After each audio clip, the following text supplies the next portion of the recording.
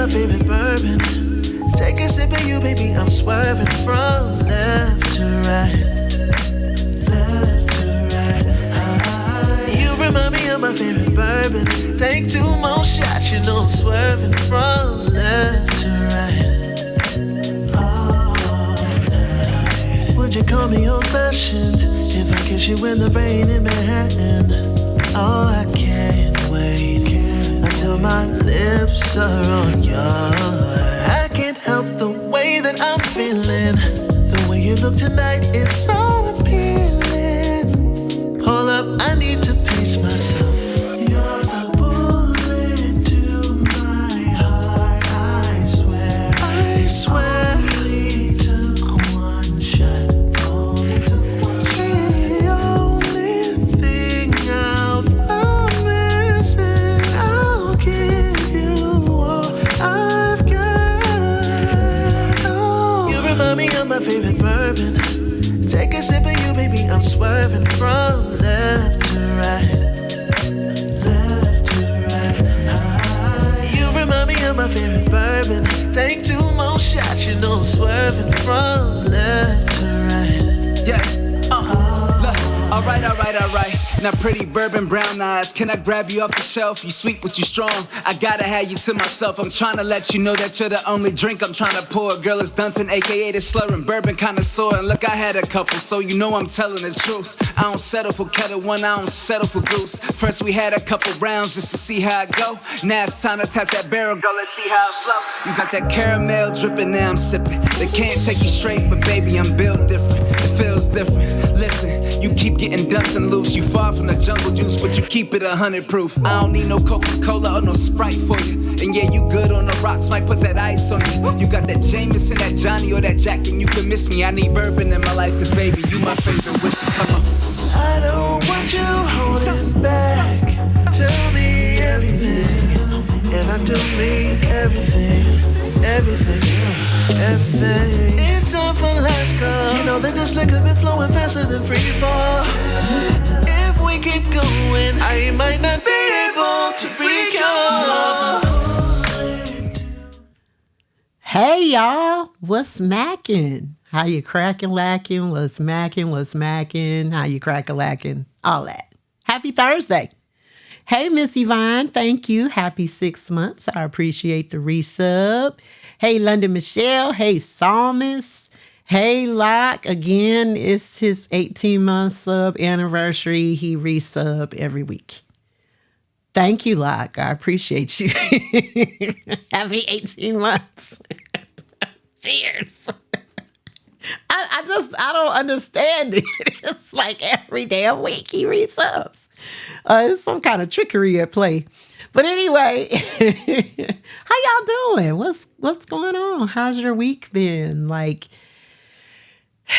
I don't know. Are you like me and you feel like, wow, what a whole month this week has been? Because I swear, just today has been like, I don't know, a month to me. I don't know. But anyway, he's a super subber. He's showing off. Yeah, it seems like it. Yeah, but what's going on, y'all? I am Lisa the X, aka Brown Whiskey Woman, coming at you live from Lock and Key Media Studios here in the ATL, shawty. And it's 404 Day. How about that? So, I mean, how apropos. Like, I feel like maybe I should have talked about some Atlanta liquors today or something, but I'm not doing that. So instead, I am talking to you about some other stuff. Today is April 4th, again, 404 Day, but also it is the kickoff for Autism Awareness Month. So you're going to see some information going through StreamYards. Streamlabs, not StreamYards, Streamlabs. Hey, Identity MF. Hey, Lainey Star. Thank you for the resub. I appreciate you.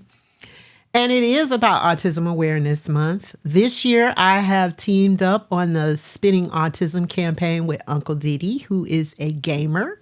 And he comes in the room often. I go in his room all the time, and he's actually been on my show. but we have teamed up for the Spinning Autism Campaign. If you do !donate, you will see a direct link where you can go in and you can donate to the cause. It is Autism Speaks. That's what we're donating to this particular year. And we will have a raid train officially on the 26th of April. On the 25th, I will be doing an autism panel with some parents here on my show. So that'll be a little different kind of show, something special to get it all going.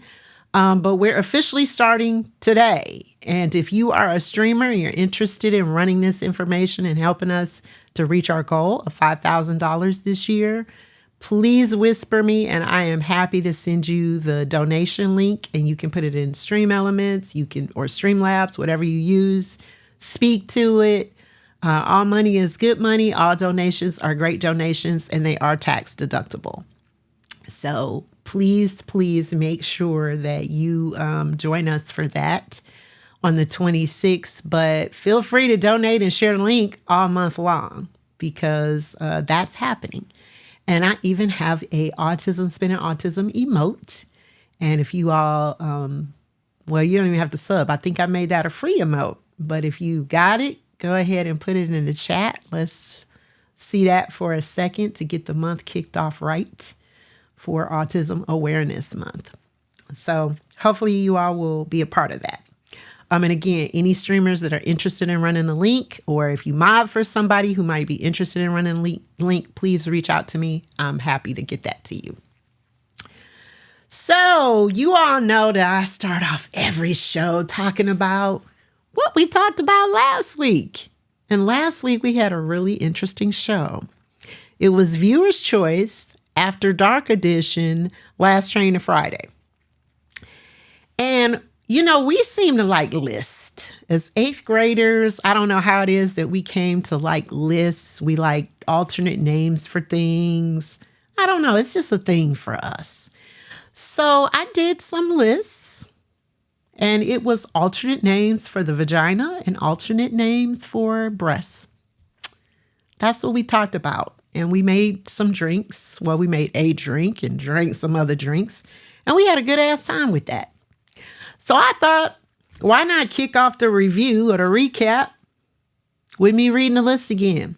And I have another list for y'all this week as we get into our Whiskey 101. So yeah, Miss Yvonne, that's what we did. So y'all ready? You ready for the list? Okay. Wolverine, which I swear there's probably some woman out there named this. Pink clam, bearded clam, red wagon, meat curtains, flour, fur burger, upright wink, one of my personal favorites, garage, muff, fish lips, taco, camel toe, love button, honey pots, beaver, French fry dip, pink canoe, hippo's yawn, which the chat was happy to explain to me because I really did not understand that. Hey, Tally the DJ. Hand warmer, Cave of Wonders, Vajayjay, Privy Council, Cupid's Warehouse, Netherlands, which is hundreds of years old, Tunnel of Love, Petticoat Lane, which is from the 1700s, Vertical Bacon Sandwich, Temporary Lodging, Field of Dreams, The Good Old Gitsy, Lady Wallet, Pocketbook, Cock Sock, Down Under, Cucciolina, Rabbit Hole, Lunchbox, Punani, and Cooter. Those were all of the alternate names. Then, for the girls, for the breastises, we had airbags, avocados, baby bumpers, badonkers, baps, breasticles, chesticles, fun socks, jiggly and wiggly, lefty Lucy and righty Heidi. Another one of my personal favorites. I mean, I just learned this stuff like last week, but I love it. Milkshakes, nipple holsters, over-the-shoulder boulders, Pinky and Perky, self-flotation devices, sweater stretchers, the Hounds, yard glasses, Zeppelins, cream pies, Danny DeVito's, DD's, Brad Pitt's, cat flaps, mosquito bites, Lils, swingers, naughty pillows, tatty bojangles, 2 old socks, bazoombas, bazookas, chibs, norks, waps. Still can't get over that one. Bacon hangers and fiery biscuits. Those were the names. And I have another list for you all. It is not nearly as colorful as this one because what we're going to talk about is not nearly as colorful. So, London, you said your kid said he's heard the vag called cooter scooter. Okay. A cooter scooter. Hey, Blue Majesty, my cosmic sister. How are you? Yeah. That was a mouthful. Hey, Stormy, how you doing? So yeah, if you missed last week, that's what we talked about last week. All those alternate names for the breastises and the vagina. Okay, and I went with all of the ones that we don't normally hear. That's the reason why I chose those. And trust me, y'all, this information is on the internet. I did not make these up. This is real. I got it off the interwebs. And you know, if you get it off the interwebs, it's true, right? Anything that we see on the interwebs, that's true.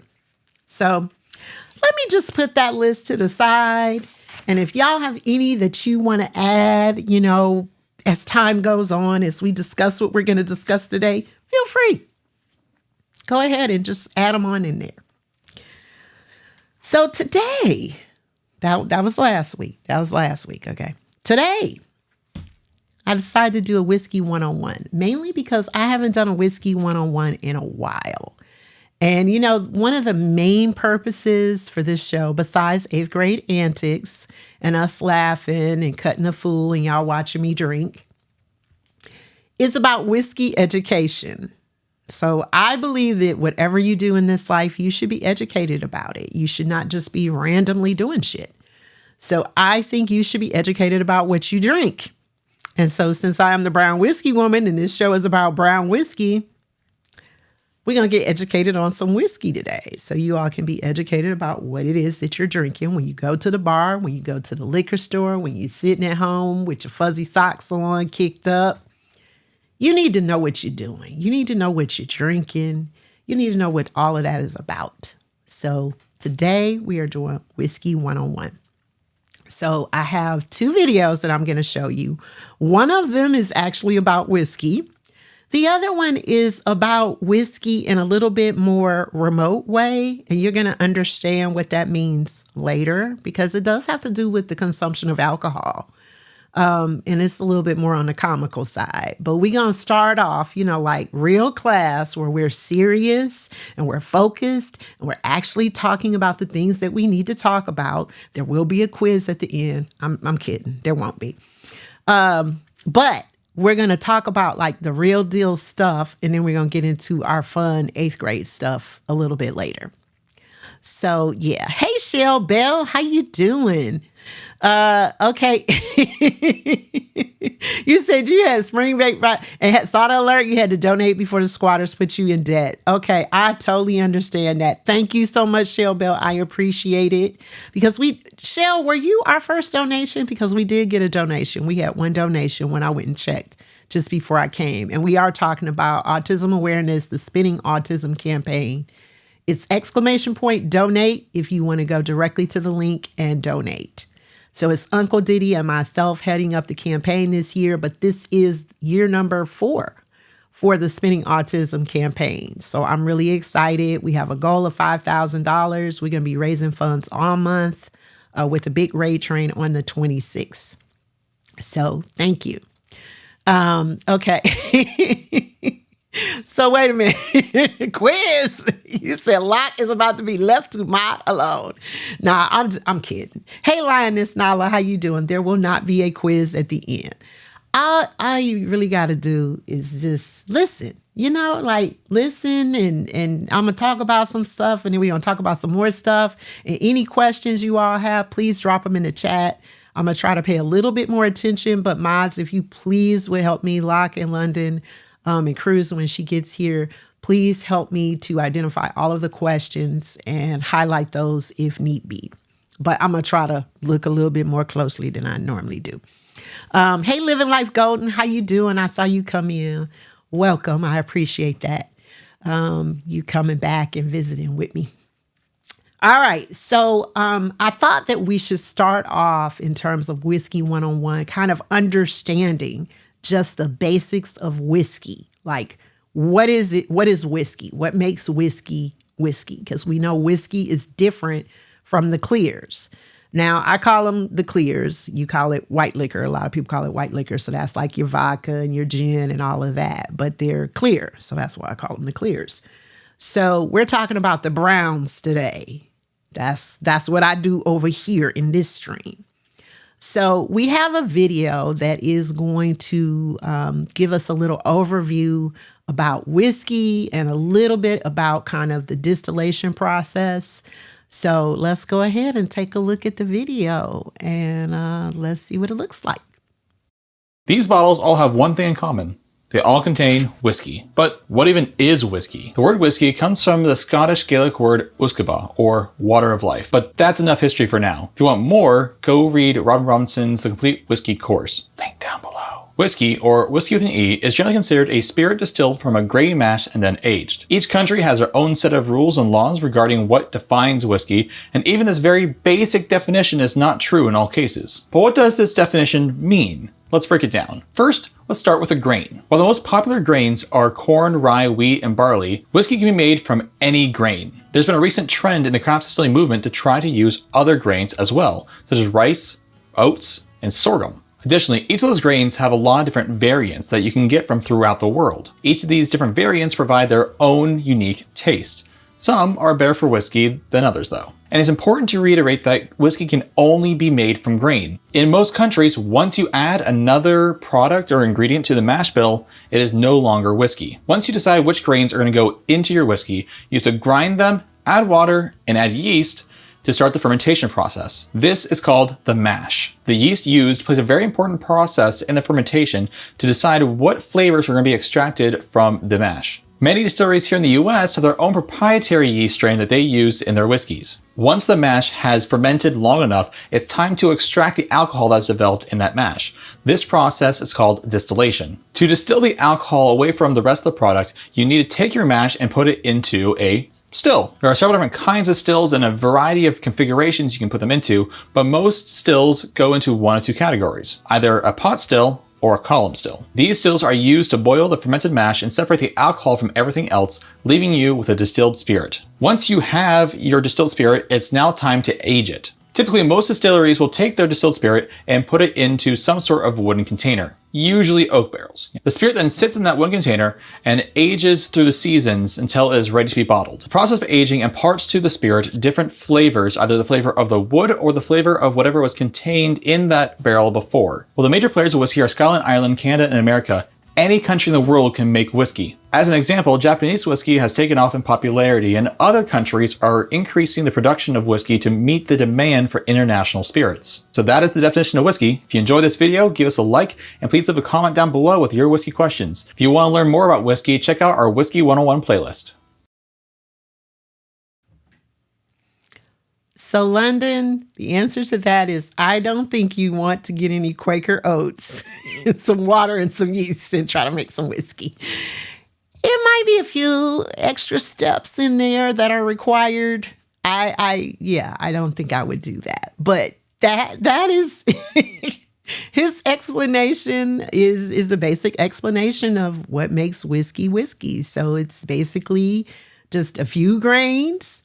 The fermentation process, water is critical, good water.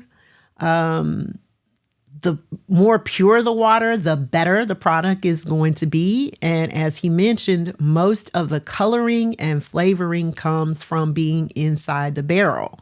But everybody has different regulations about that, each country. So what I'm going to talk about is kind of this breakdown of each country. I have all of them represented over here that he talked about. So remember, he mentioned that you have these categories, and I'm going to get into each category. Now, I have that New York water that they make pizza dough with. I don't know. Does that come from the Hudson? I don't think so. I don't think you really would want that, but that could possibly make some very interesting whiskey. And actually, New York does make whiskey. Like one of the whiskeys they make is called Hudson.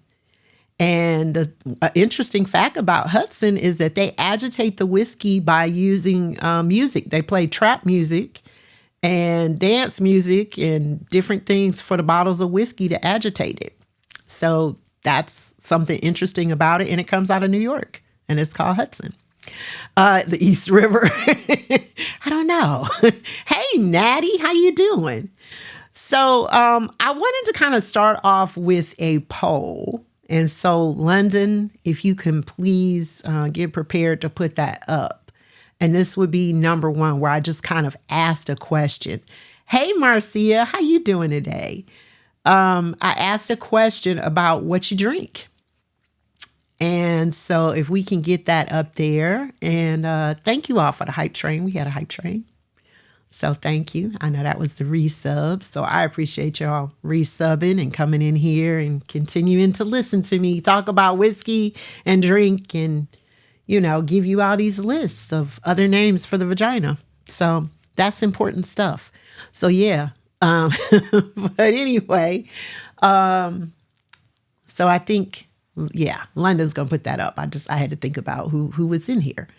So I wanted to get a little bit of information about kind of you all as my audience. And I know you all come in here and you support me and I appreciate it. And I assume that you come in here because you like brown. So there is the current poll and it says, do you only drink whisk? Because that's all I can see. It says, do you only drink whiskey? Yes or no? I don't drink at all. So if you would just put your answer up there, and that gives me kind of a little snapshot of the demographic of people that are in here. Now, I am a brown drinker strictly. I only drink brown.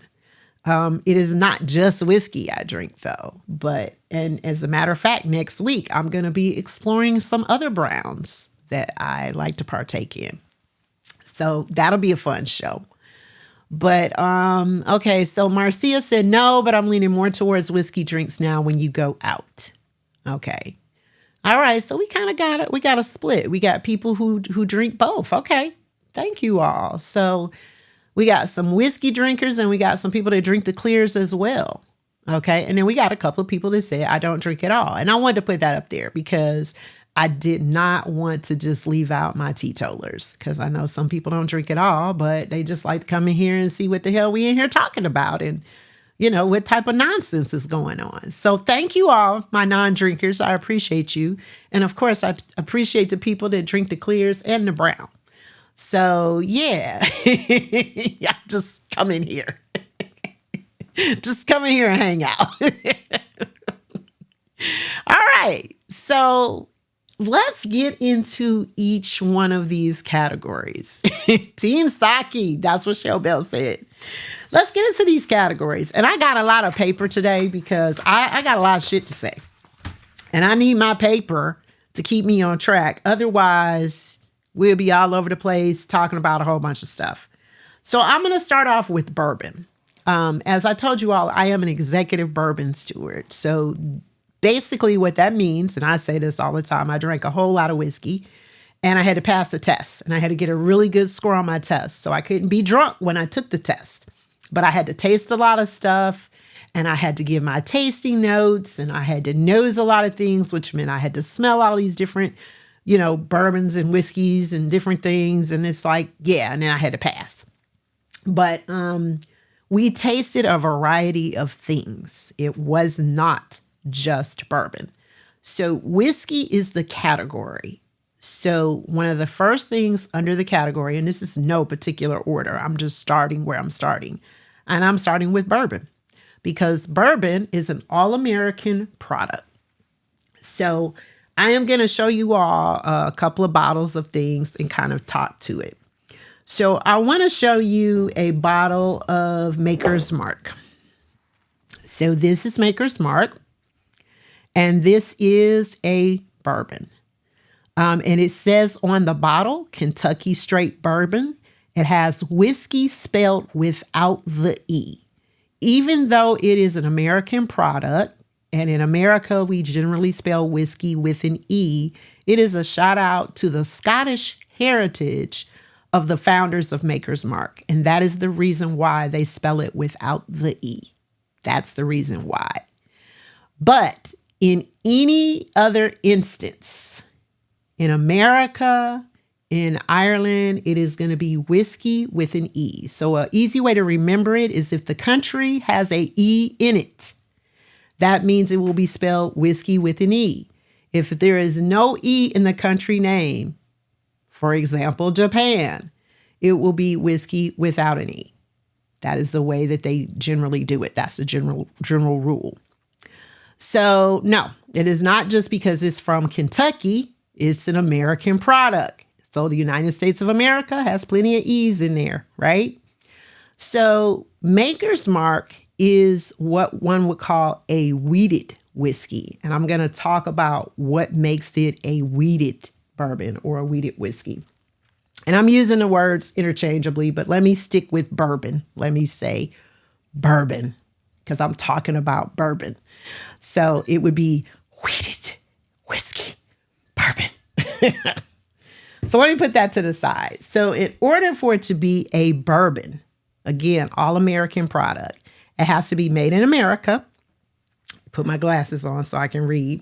It has to be made from at least 51% corn. It is aged in a new charred oak barrel. It is bottled at a minimum of 80 proof, and there can be no additives to it other than water. It also has distillation and barrel proof requirements, which was a bunch of numbers in math, and I didn't want to bore y'all too much, so I didn't get into all of that. Now, the aged in charred oak barrels is important because Elijah Craig, and I have a bottle of Elijah Craig rye right here, is supposedly the father of modern bourbon. And the reason why is because he is the gentleman that decided it should be placed in charred oak barrels. And it says it right on the bottle on the side or on the front. Okay, I said on the front. It says first to char oak barrels. It says it right there. And this is a bottle of rye. So these came from my shelves and from the shelves of K-Lot, which I contributed to his shelves. So that's the reason why some of this is, as you can tell, it has been utilized because I'm really trying to go through a lot of the liquor that I have on my shelf and drink it and use it for drinks and so on and so forth before I buy new stuff. Because you can buy a whole lot of liquor and spend a whole bunch of money on stuff, and then it just winds up sitting on your shelf. So that's the reason why Elijah Craig is considered to be the father of modern bourbon. Now, Old Forester is the first entity to decide to take bourbon out of the barrel and put it into a bottle. So it is the first bottled bourbon. So, if you ever go on Jeopardy or something, go ahead and use that fact. But I want my 50%. Hey, Tank, how you doing? It's important that I get my 50%. Now, you'll see on the bottle, and, reading the bottle is really, really important. A lot of different information. So I'm going to go back to Elijah. And then we're going to talk about Jack a little bit. And I'm using Elijah because it is a Kentucky bourbon. So on the front, it says distilled in Kentucky. And it has a proof, which is 94 proof, 47 alcohol by volume. You double that to get your proof. You can see that on the front. And it says Kentucky bourbon. So in order to be Kentucky bourbon, it has to be aged in Kentucky for at least 1 year. Sometimes you will see on a bottle, and I'm going to see if this one has it. See if the makers has it. It says Kentucky straight bourbon. So you might be wondering, what is the difference between Kentucky bourbon and Kentucky straight bourbon? If it's Kentucky straight bourbon, that means it's been aged in Kentucky for 2 years, a minimum of 2 years. Now, one thing that's really, really interesting about bourbon, there aren't any real age requirements. And that's why you get what Miss Riz calls toddler bourbons, right? Underaged bourbon. Hey, Big Stove, how you doing? And I love the toddler bourbon thing, because there's no real age requirements. So you can have bourbon that has been put in a container, put into a barrel for 6 months, and they can sell it, because that is not one of the requirements. So, yeah, it can be underage. It can be jailbait bourbon, toddler bourbon, bourbon that's wet behind the ears, all of that. They sell all of that.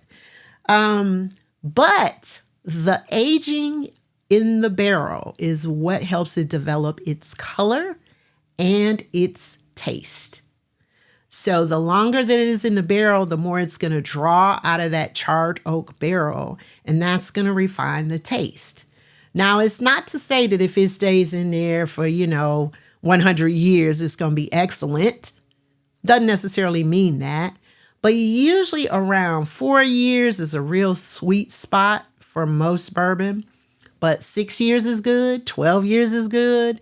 And you have all different iterations that they sell with the aging on the bottle that lets you know kind of how long it's been sitting in the barrel. So remember, we're talking about this corn, this barley, this wheat, 3 grains primarily, the yeast, and the water. So I want to talk about the water and why Kentucky is so popular for making bourbon. So Kentucky has a lot of limestone, and the water that runs over the limestone is being purified. So that is very, very clean, pure water. And so that's being utilized. So that is, something that really adds to the taste. So I think I got a question. Okay, so Big Stove said, okay, perfect example is, right, the former football player Charles Woodson. Right. He only ages it like a year. You're absolutely correct, Big Stove. And I actually featured that on the show, and I did not like it. I did not care for it. I think that's when Miss Riz came up with that term of toddler bourbon. It was not good. But, he's selling it. I think it's a bottle upstairs that probably Laka's going to use to maybe grill with, or something like that, because I don't like the toddler bourbons, but one of the things that I always say on this show is drink what you like. So if you try something and you like it, drink it. If you're fine with the toddler bourbon, drink the toddler bourbon, because if it tastes good to you, that's all that matters. So that's one of the big reasons. The water is one of the big reasons why Kentucky produces roughly about 80 to 90% of the bourbon that we consume here in the United States of America. Now, that's Kentucky, right? So we talked about Kentucky. All right, so I want to put Kentucky over to the side, and I want to get into Tennessee, because Tennessee also produces some good stuff like this, right? Jack Daniel's Tennessee Sour Mash Whiskey. So Jack Daniel's is how I started drinking brown. So, Jack Daniel's will always have a special place in my heart because it is how I started drinking brown.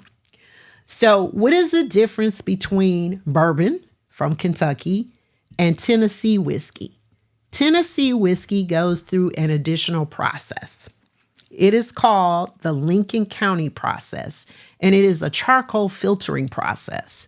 Now, there is great debate on this because a lot of people say that Uncle Nearest is the person who brought this process to the forefront. Okay, so Jack Daniel's is one of the, largest Tennessee whiskeys there is, but there are other Tennessee whiskey makers that do this same process. And again, it's called the Lincoln County process. Nowhere on this bottle will you find the words bourbon. So if you want to win a bet at a bar, bet some drunk person that the word bourbon does not appear on this bottle anywhere. It doesn't. It doesn't. It is nowhere on there. It gives you some history about Jack Daniels on the side. On the other side, it says mellowed for smoothness, drop by drop through sugar, maple charcoal, matured for character in our handcrafted barrels, tasted for flavor by masters until deemed ready and awarded for quality and distinction, 7 gold medals since 1904. And then it says every drop made in Lynchburg, Tennessee. And it is distilled and bottled by Jack Daniel Distillery in Lynchburg, Tennessee, 80 proof. And then on the side, it has the story of Jasper Newton, Jack Daniel.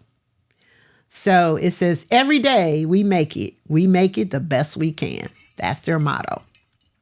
But nowhere on this bottle does it say anything about bourbon. So people often say, well, is it bourbon? Technically, yes. But because it goes through the Lincoln County process, they just label it whiskey. They just want to be different. They want to be special. So that's Tennessee whiskey. But do they have a similar taste? Yes. Hey, Eb, how you doing? They have a very similar taste, but some people do say they can taste the fact that it has been filtered through this charcoal. And they say that, their palate can pick that up. Now, I don't drink that much Jack anymore. I mean, admittedly, because now I'm busy trying a whole bunch of other stuff. But is Jack still a staple? Will Jack always be in my house? Will it always be on my shelf? Yes, it will. Always. I am more so a fan of Jack than I am Jim Beam. I have to put that out there. That's just a personal preference. Nothing wrong with Jim Beam, but Jack is my preference. So that would be the difference between the Kentucky and the Tennessee. It is going through this charcoal filtering process. So that is supposed to add flavor to it. I would imagine the charcoal filtering also removes some of the impurities. So maybe you're getting a cleaner product. I don't know, but it is supposed to add flavor to it. So that's our bourbon. That's our all-American product. We got our Tennessee whiskey. And then we got our Kentucky products. So for me to give you our recommendations on bourbon, I mean, I wouldn't even know where to begin, to be perfectly honest. And I mean, a lot of what I talk about on the show, of course, is different things. I really generally don't go for just kind of your standards. I usually kind of try to take you all coloring outside the lines a little bit because I feel like people know about Jack. They know about Jim. They know about Woodson. They know about Elijah Craig. There are a lot of kind of common ones that are very well known that's what you see when you go to the liquor store. So I kind of try to branch out and talk to you about some other stuff, right? But again, you won't know what you like until you try it. Now, one of the things I said I was going to discuss with you all is why is Makers called a wheated bourbon? Because I told you there are 3 main grains that are used. And generally those grains are going to be corn. Remember, it has to be 51% corn. Then there's going to be a secondary grain, and then there's going to be like barley as the third, malted barley as the third. If the second grain is wheat, then it would be called a wheated bourbon because that's going to up the flavor profile. Usually the second grain is rye. Rye adds spice, gives you like a spicy kind of taste. Wheat gives you a smoother type of taste. That's the reason why a lot of people like wheated bourbons. That's the reason why a lot of people like Makers, because it makes for a smoother product. It's a little bit softer on the palate. Rye kind of has a bitterness or a kick or a little bit of harshness to it. I personally like the kick. Four Roses is one of my favorites. It is the second ingredient in that is rye. I also like rye whiskeys. So that's almost like a subcategory where you can just have a rye whiskey. And what that basically means is instead of 51% corn, it has to be at least 51% rye. How about that, y'all? Y'all see? Look at all this y'all learned today. Hey, DJ Funklore, how you doing?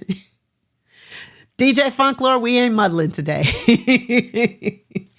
Okay, so Blue Majesties, you said you can't drink. Okay, you tried Jack, you tried Jim, you you tried all their friends, but I can't drink you away. Okay. So I tell people, like, a lot of people will say when I try bourbon, it has a kick to me. There's some strongness, there's some bitterness. What I would suggest to them is try something that has a heavier wheat content. Wheat as the second ingredient. You can Google this. You can get on the internet, you can look at this, and you can find out what are some wheated bourbons. And I'll give you some examples of some wheated bourbons a little bit later, but you can just find out what's a wheated bourbon. But Maker's is an excellent one, and Maker's is a good medium priced. Everything I'm talking about today is like mid-price. I'm not talking about anything that is top shelf. Top shelf things are going to be things that are like, upwards $60, $70 and up. But generally I'm talking about things that are in the maybe $30, $40, $50 price range. That would be mid-shelf. Your liquor store is laid out with the most expensive being on the top. The things that are like in the middle, price-wise, in the middle. And then the things that are cheaper on the bottom. Now, a lot of people feel like, well, if it costs a lot of money, it must be good. That's not necessarily true. It really depends on your palate and what you like. And just because it costs $100 and something doesn't necessarily mean it's good. And just because it costs $15 doesn't mean it's bad, because there are lots of things on the bottom shelf that are tasty. So I say, move around on the shelf, try some different things and see what you like. Generally, what you get in the middle, you're probably going to be fairly satisfied with. And everything I'm talking about today is mid-shelf. All right. Okay, so that's our bourbon. We talked about our bourbon. Typically, the taste profile you get on bourbon, people will describe it as having a taste of, the charred wood or the oak barrel that it's in, vanilla, caramel, cherry. Some people will say it has like a nutty sort of taste. Honey, chocolate. Those are generally the descriptions that you get when people say, what does it taste like? That's how I would describe it. Besides saying, as in the words of Malik Stone, it tastes like liquor. That's generally the taste and notes that I would give you. Thank you, Funklore. I appreciate that. That's what you would get with bourbon. So before we move off of bourbon, hey, not your average guy. Anybody have any questions about it before we move on and talk about some liquor across the water? Some liquor. We'll talk about some scotch. Anybody? Anyone? Bueller. Okay. All right, let's go. Let's talk about scotch. So I brought one of my favorite scotches. It is called The Glenlivet.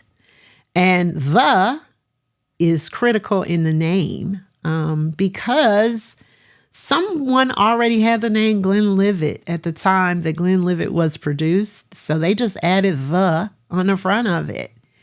And this was established in 1824. It is a single malt Scotch whiskey. And I am going to talk about what that means.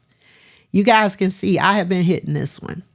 All right. This one is finished in a rum cask. So the cask previously held, and a cask and a barrel are interchangeable terms, previously held Caribbean rum. And so they put the scotch in there to finish it. The reason why I brought this one today is because a Twitch viewer turned me on to this particular iteration of it. And even though I don't really get a chance to see this dude too much anymore, but his name is Philly J. And Philly J also sells cigars. So we had a long discussion about cigars, and this was before I ever had ever smoked my first cigar. But we had a long discussion about it, and then he asked me, had I ever tried this? And I said, no, I have not tried it. This is about my third bottle. All right. And behind bourbon, I like scotch the best because scotch is very, very smooth. and I really like it. And this particular one, I absolutely love. And as I said, this is my third bottle. I generally would drink this with some pineapple juice on the rocks. And this is my wind down drink often when I'm at home. So that's the reason why it ain't too much left in this bottle. So there we go on the Glenlivet. So let's talk about what makes Scotch Scotch. First of all, it has to be made in Scotland. And you notice that there's no E. I should have showed you all that, but there's no E. And the reason why there is no E is because it's Scotland. Okay, so again, if we go by the rule of the country having no E in its name, there's no E. But the reason why is Scotland decided they wanted to be different from Ireland because they started producing whiskey around about the same time. And they were like, we want to be different from the Irish people, so we're just going to take the E out. So they're the ones who started this nonsense. So here we go. But again, in correlation, no E in Scotland, therefore no E on the bottle that says whiskey or in the name. So first of all, it has to be distilled and matured in Scotland for at least 3 years. It's bottled at a minimum of 80 proof. It is malted grains, barley, water, and yeast. So the thing about Scotch is you see all these terms, and I'm putting on my glasses for this part because this part right here, oof, Lord. You got single malts, you got single grains, you got blended Scotch, you got blended malt Scotch whiskey, you got blended grains. That's a whole bunch of words. That means a whole bunch of shit. Or not. So if it's a single malt, it comes from one distillery and there are no other grains added to it. It's water and malted barley, nothing else. That's what it means. If you have a single grain, it comes from a single distillery. It's malted barley with or without whole grains or unmalted cereals. How's that for a definition? A blended Scotch, pretty simple, is several spirits, colorings, and flavorings blended together. Now, in Scotland, they can add colorings and flavorings. It's a little bit different from America. Because remember, America, you can't do that. No coloring, no flavoring. A blended malt Scotch whiskey is a blend of a single malt from different distilleries. Then if you have a blended grain, blended single grain aged in oak barrels for 3 years. Now, I know y'all got all of that. So when I do the quiz later, you're going to knock it out the park. And luckily for you and for me, there ain't going to be no quiz later because I too would fail without looking at this paper. Hey, LaWanda. Because all of that, the single malt, the blended, that's a lot. That's a lot to remember. So again, this is where we get into drink what you like, drink what tastes good to you, try some different things. I tried that. It was recommended to me. I love it. And it's like one of my favorite scotches.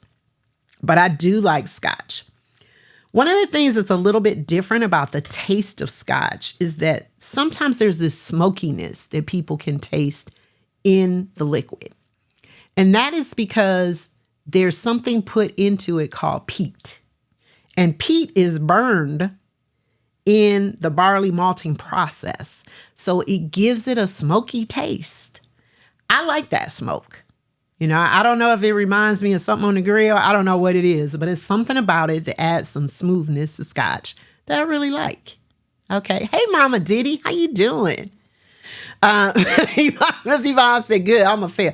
Miss Yvonne, I would fail too. When I tell you all, when I was studying this information, I was like, I need 2 Tylenol and a drink for real.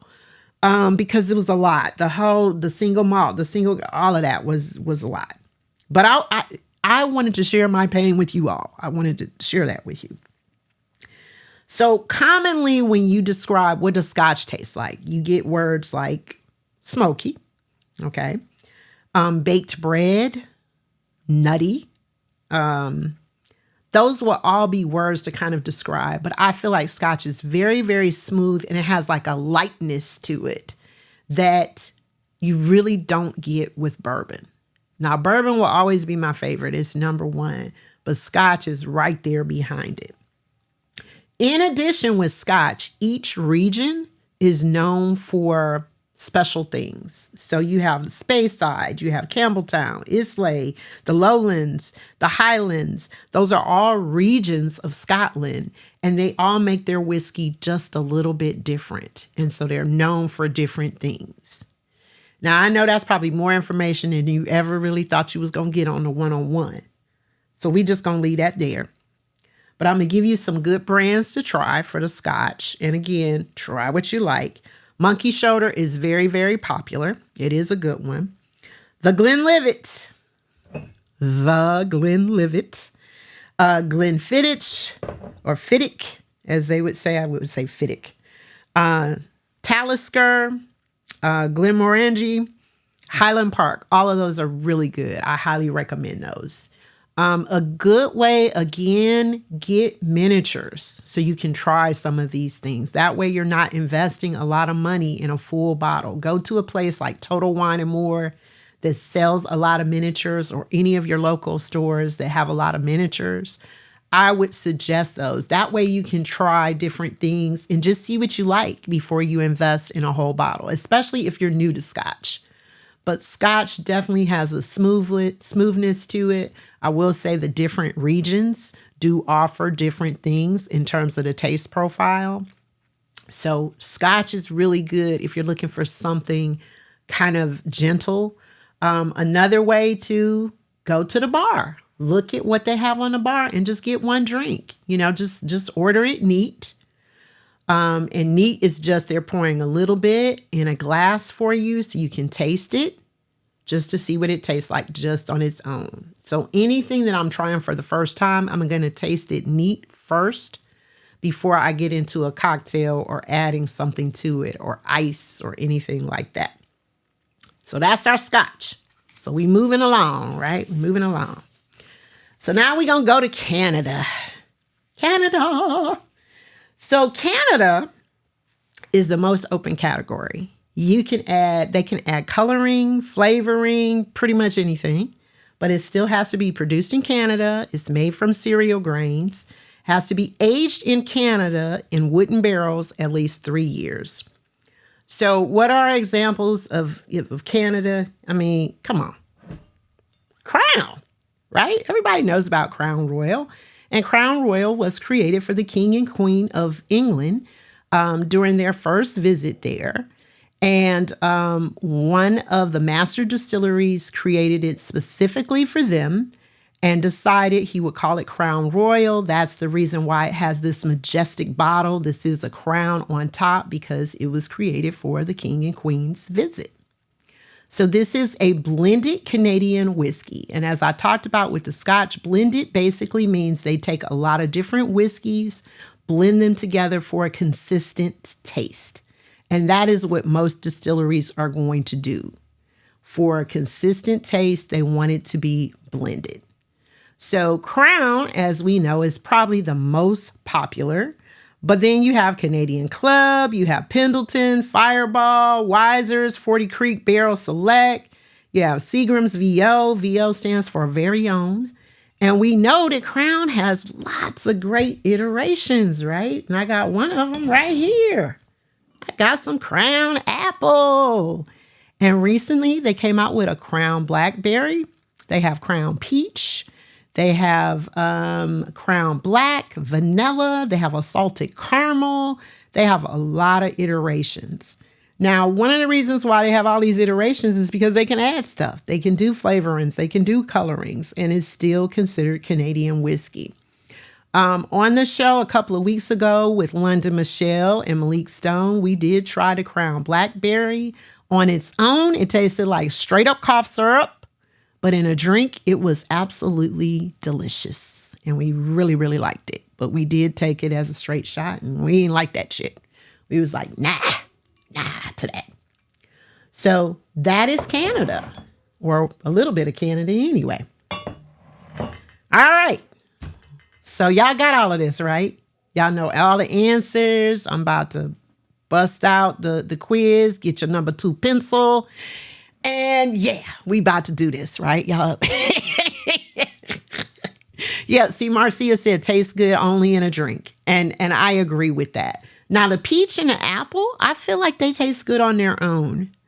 But that blackberry crown, it did not taste good on its own. And I'm here to tell you that here in Atlanta, I got 1 bottle and I went back to the store to try to buy 2 more because I wanted to give somebody some. And it has been hard to come by. It's been flying off the shelves. So if you can find it in your city, I do suggest trying it, but I do suggest trying it in a cocktail. So Marcia says she mixed hers with Calypso and strawberry lemonade. We made our drink. We did ginger beer and lemonade, I think. Is that what we did, London? Help me remember that. I don't know. I might have been a little, Anyway, but it was good. That's what we did. But to turn off the light on me. Damn. Yes. Okay. But that was our recipe. It was lemonade, the blackberry crown, and ginger beer. We topped it with ginger beer and it was really, really good. And that was like a variation of a recipe. And we muddled our blackberries. Let me not forget that, especially for you, Funklore. We muddled the hell out them blackberries, as Malik Stone pointed out to me several times. But muddling releases the juice of the blackberry, and then we poured our drink. We built it after that. So yeah, I did. I muddled the hell out of those. Hey, Music Spasms, how you doing? Welcome in. Thank you for stopping by and visiting with me. I'm in here talking about some whiskey and shit. So we're moving on. We've talked about and Music Spasms. You just missed. We talked about Canada. We just talked about Canada. And we've been talking about Crown, and I had some bottles of Crown. Let me show that for Music Spasms. That's just for you, our Canadian friend. So we've been talking about, I was pointing out that Canada is the most lax with their regulation in terms of how they produce. They can add coloring and flavoring. But it does have to be aged in Canada in wooden barrels at least 3 years. That's its basic requirement. And of course, it has to be made from cereal grains because that's what makes it whiskey. So now let's talk about Japanese whiskey, which is super hot right now. Y'all, I like me some Japanese whiskey, and I don't talk about it very much. And maybe I need to do a show on it again, but I do like Japanese whiskey. The reason why is because it is very much like Scotch. It is modeled after Scotch in terms of the distillation process. But one of the things that they do that's a little bit different is the cask or the barrel they used is made from a special oak tree that is native to Japan. And it is called, I'm going to get it right, Mizunara oak. I want to make sure I pronounce that correctly. It has to be produced and bottled, and the water has to come from Japan for at least 3 years. I'm going to tell you, Japanese whiskey is kind of shrouded in mystery a little bit because they don't release a lot of information about the distillation process or just their processes, period. And as a matter of fact, here in America, you can go to a distillery, you can take a tour, you can see how it's produced, where it's made. In Japan, if you want to tour a distillery, you have to enter a lottery. And your name has to be selected or your number has to be selected for you to even go on the tour because they consider it to be a sacred process. So it's not just, you go in there and pay your little, $20 or whatever, and go on the tour. So no, it is not the same as sake. Sake is a type of wine. It's a type of Japanese wine. This is actually whiskey. So I have a couple of bottles here, and this is actually one of my personal favorites. It's called Yamato. And let me put on my glasses because I do want to read this. But it says Yamato Japanese whiskey, the Mizunara Japanese oak cask, small batch, natural color, product of Japan, alcohol by volume is 40%. If you double it, that's your proof. So it is 80 proof. And then on the back, it just has a government warning, product of Japan. That's it. Very simple on the label. But that is what it looks like. And this one is pretty doggone good. Now, this one was up in Locke's liquor cabinet, but I did bring this over here. And the last time we had a get together, and I don't remember when it was, but the last time we had a get together, I was serving up this Japanese whiskey. And that's the reason why there's not that much left.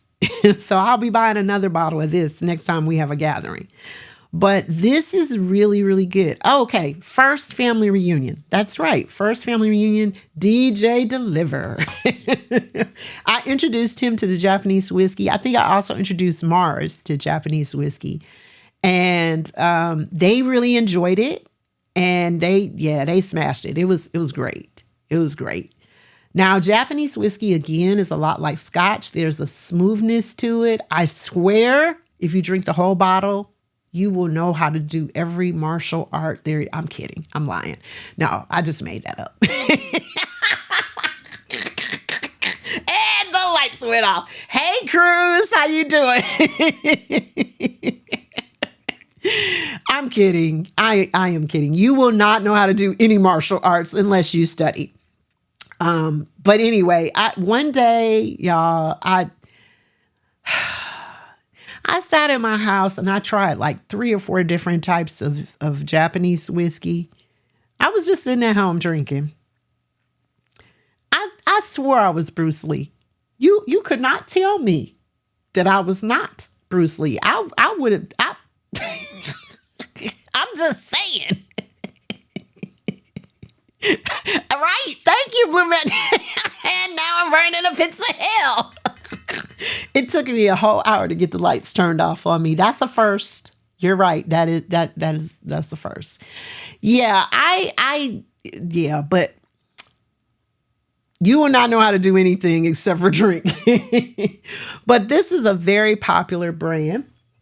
Another very popular brand, and this is an unopened bottle, is called Suntory. And they make a lot of different iterations. This one is called Toki. But they do have a lot of different iterations of it.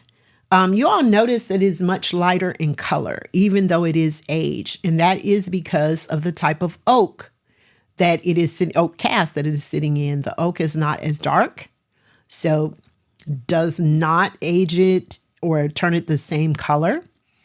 Blue Majesty, I will. I'll make sure I'm aware of that karate chop to the throat.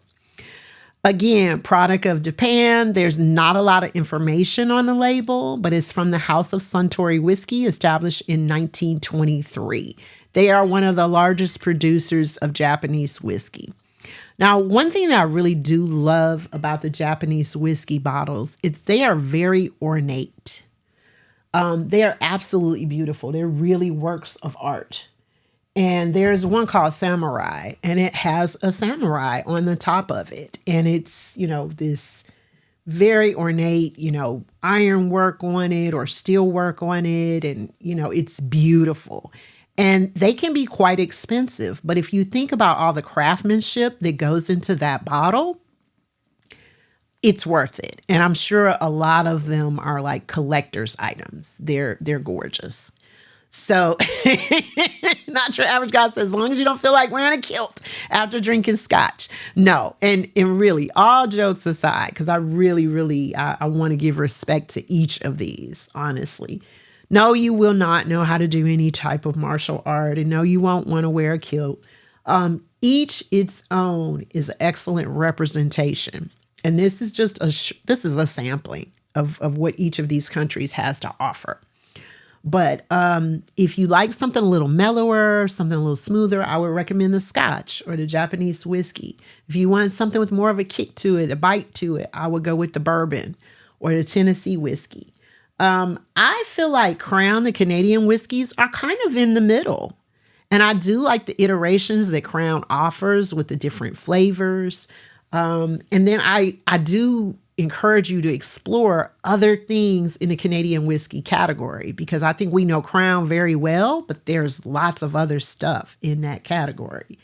So again, miniatures are the way to go. Or if you go to a bar and you see something that you've never tried before, try it. Order a drink and try it. Ask for, just a taste of it. Also, you can go places and do flights. So a flight would be a tasting. Now, generally with a flight, they're going to give you what they're going to give you in the flight, right? You don't really get to choose what's in the flight, but that's a good way to taste things. So London, somebody asked, do I save nice bottles when they're empty? Feel bad about throwing some of the bottles away? Yes, I do. I do have some nice bottles that I've saved, because some of the Japanese whiskey, I do have one bottle that's unopened. It's just beautiful to me, and I probably won't open it, but I have had the whiskey before. So I'll just often buy 2 bottles, one to keep and one to drink. But yeah, I'll save empty bottles of things that I think are really pretty, or if it's a unique bottle, definitely. Okay, I got it. Thank you. Okay. If American distilleries can't flavor, what about being vanilla? Okay. This is the thing about that. It does not say bourbon on that bottle anymore. It no longer says bourbon. They can flavor, just like they have Jack Daniel's honey. They have, and it'll say Jack Daniel's honey on it, but it'll just say whiskey on it. It's not going to say bourbon on it. Jim Beam, the same thing. It's just not going to say bourbon. Bourbon has no coloring, no additives to it for it to say bourbon. All they have to do is take the name bourbon off of it so they can add the colorings and the flavorings. And a lot of them have gotten into that because they know that's big sales.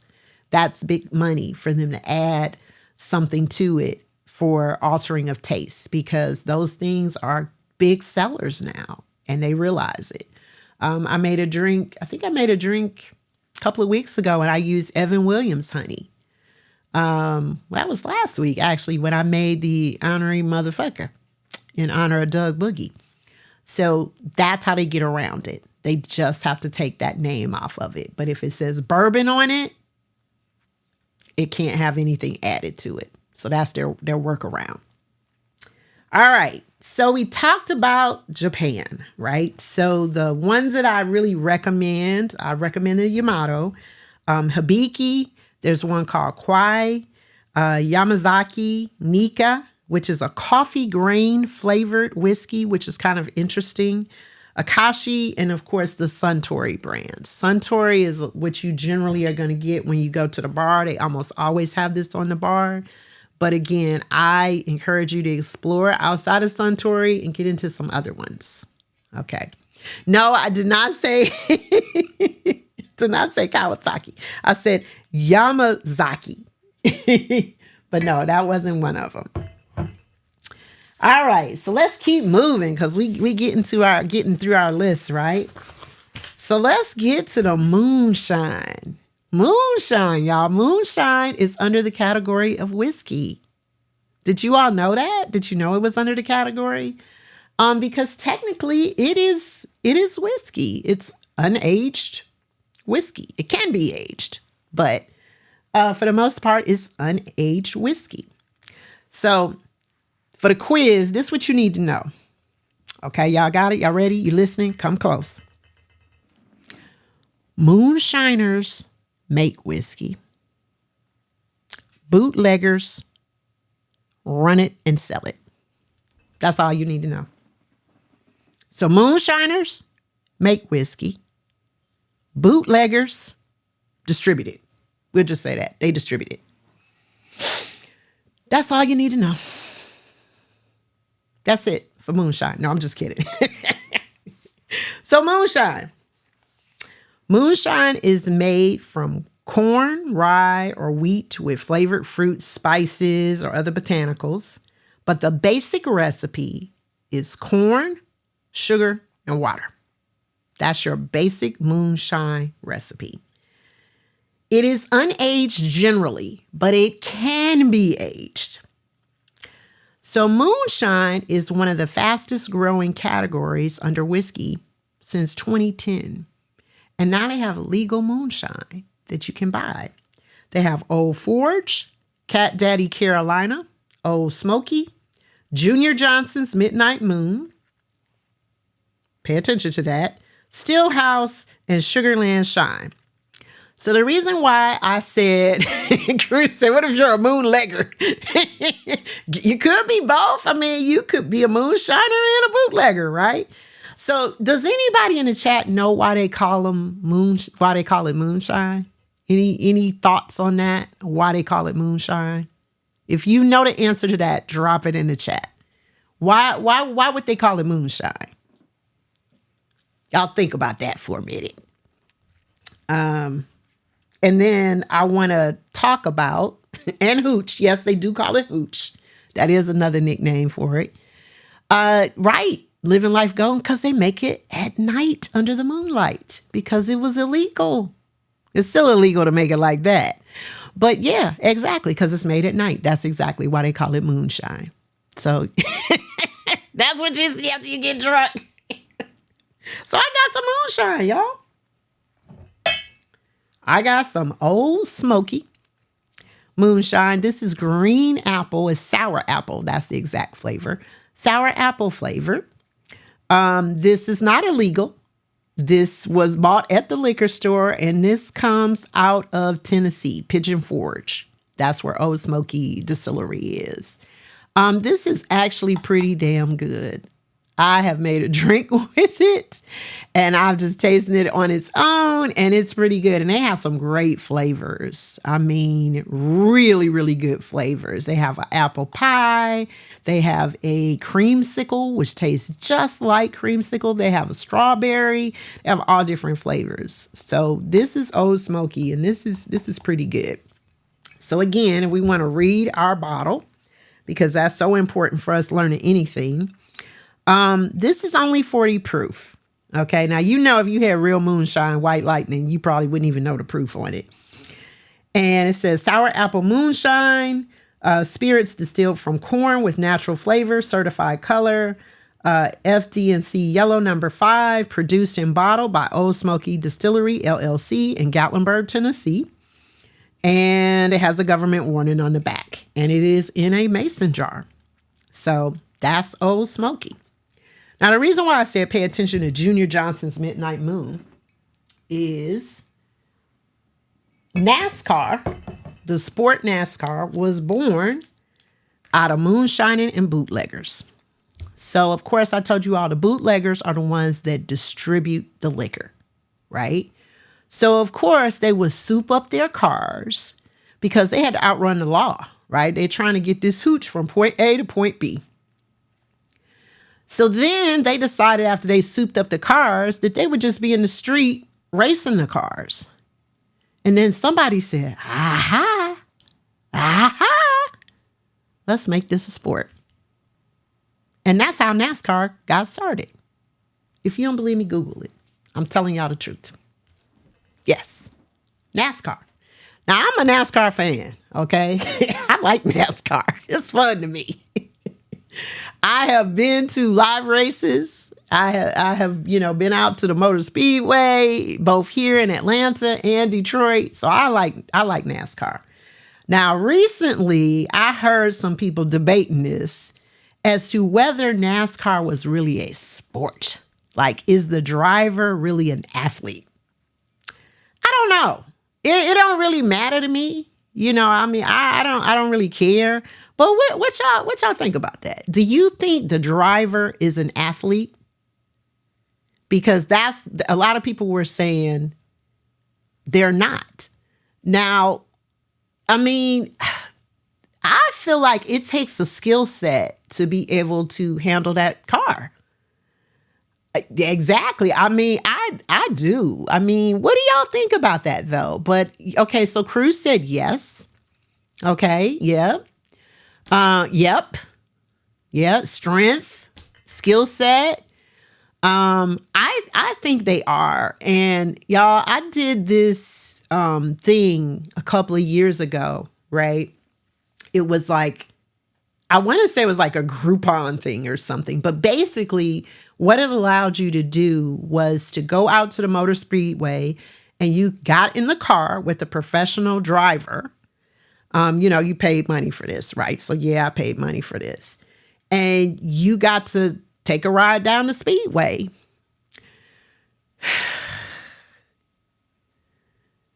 I was scared as shit, but it was exhilarating.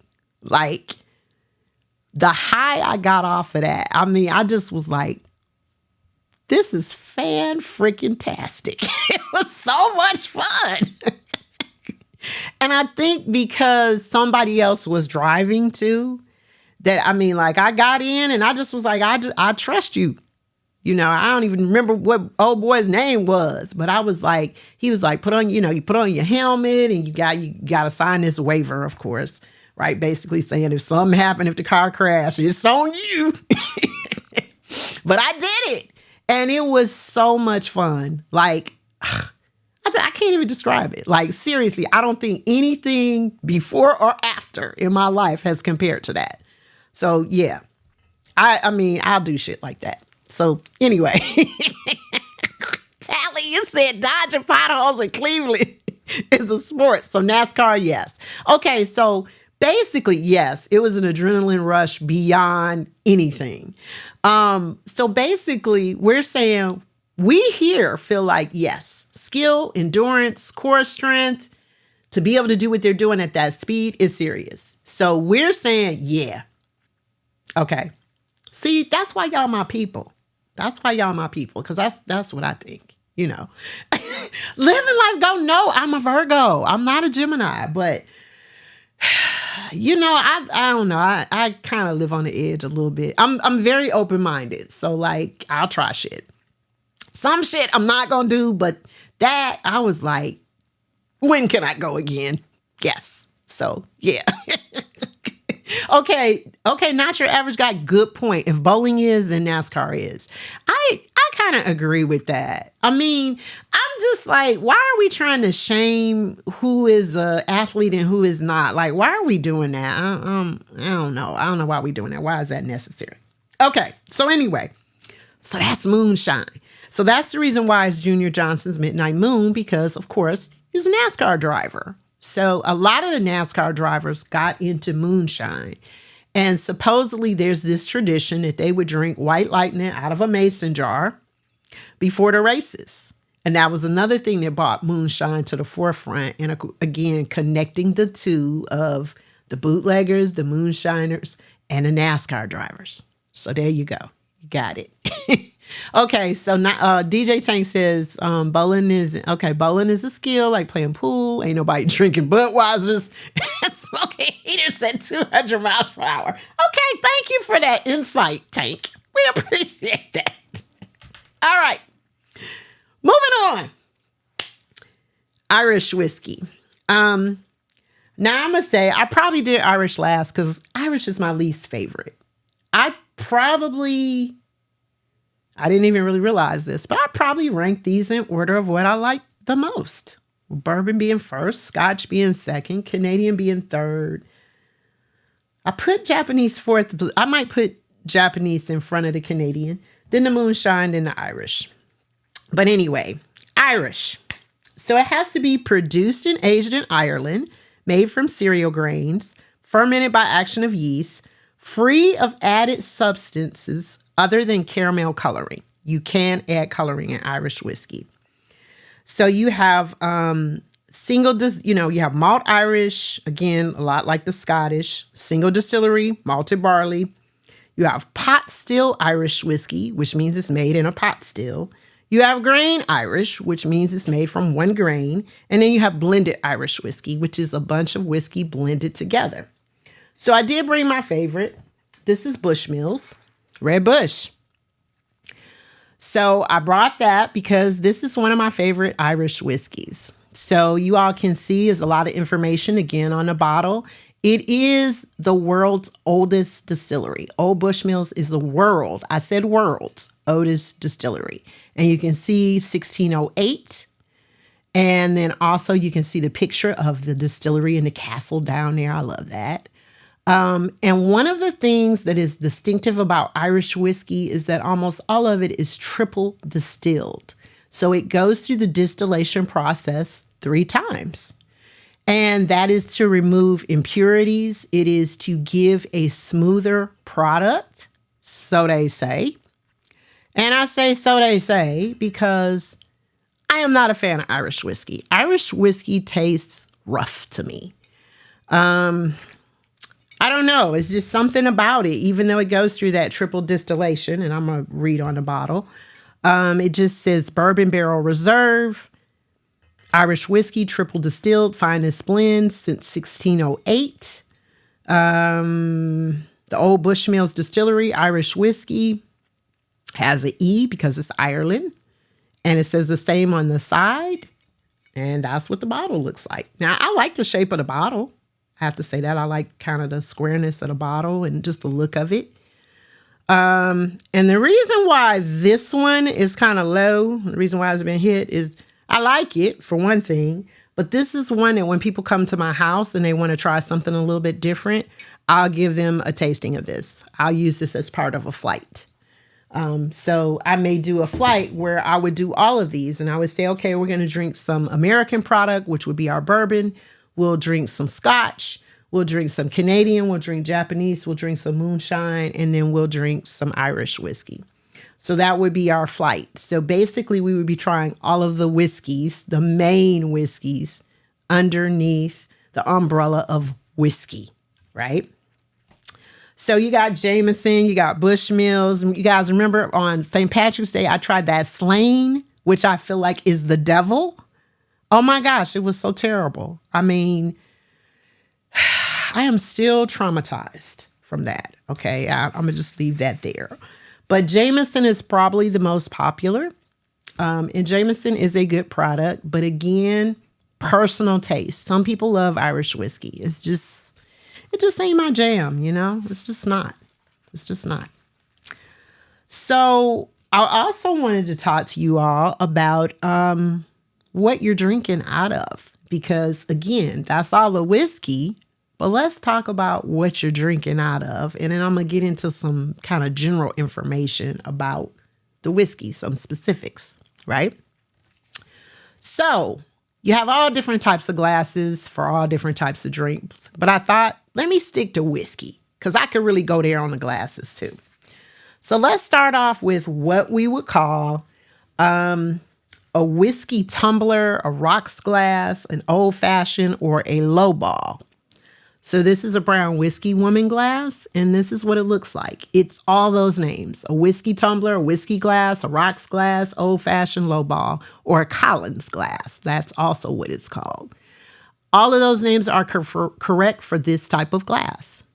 So basically, this glass is designed to hold a good amount of ice and your liquid. That's what it's designed for.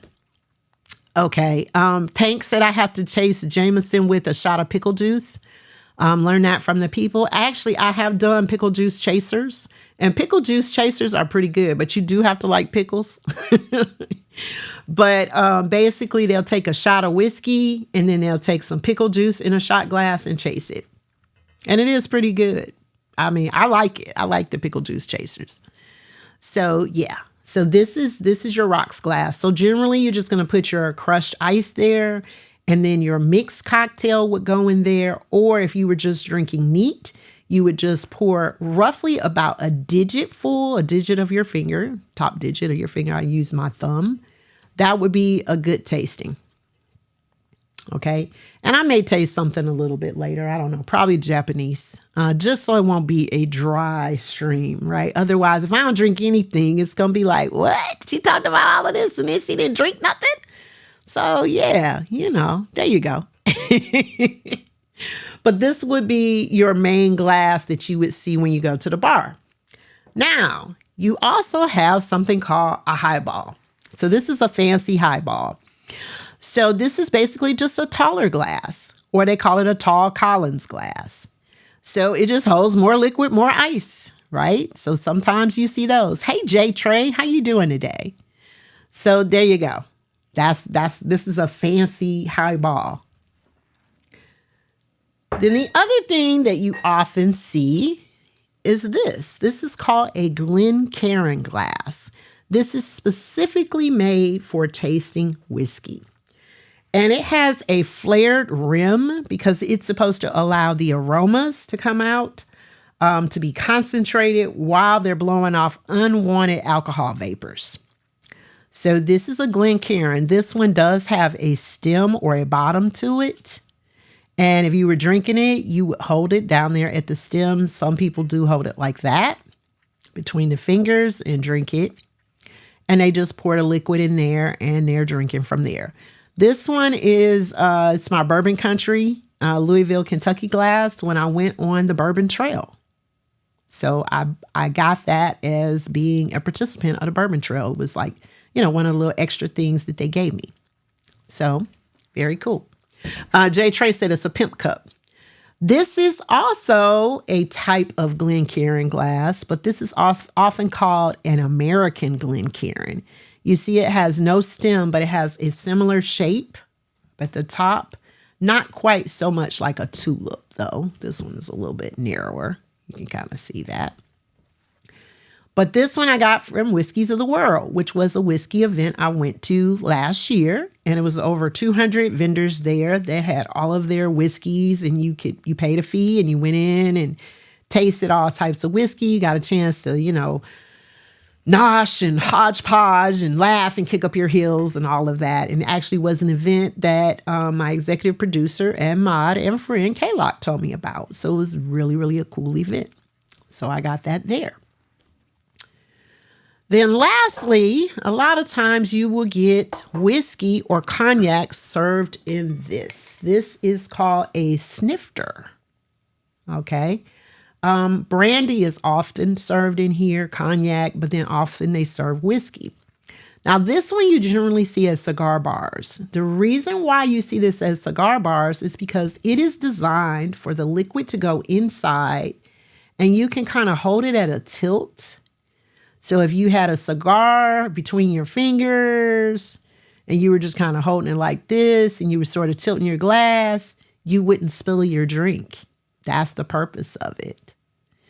So a lot of times you will see these when you go to cigar bars, or like I said, when people drink cognac or brandy, they drink them out of this. You don't necessarily see these so much just on the bar.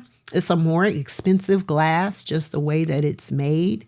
You don't a lot of times see the Glencairn glasses either because they're also a little bit more expensive to make. You're generally going to see your highball and your lowball glasses for your drinks. But basically, I do think glassware is important. It's sort of like, eating your meal off of a paper plate as opposed to eating it off of a real plate. Something about that meal just tastes slightly better. Just slightly. When you eat it off that real plate. It's the same thing out of the glass. Now, I'm not opposed to a red cup. I'm not going to say that I am. But if you give me a choice, I want a glass. I want a glass. I don't want a red cup. Okay, that's just me. But I take it in a pinch if that's what you got. If I'm at the cookout or if it's a whole bunch of people, yeah.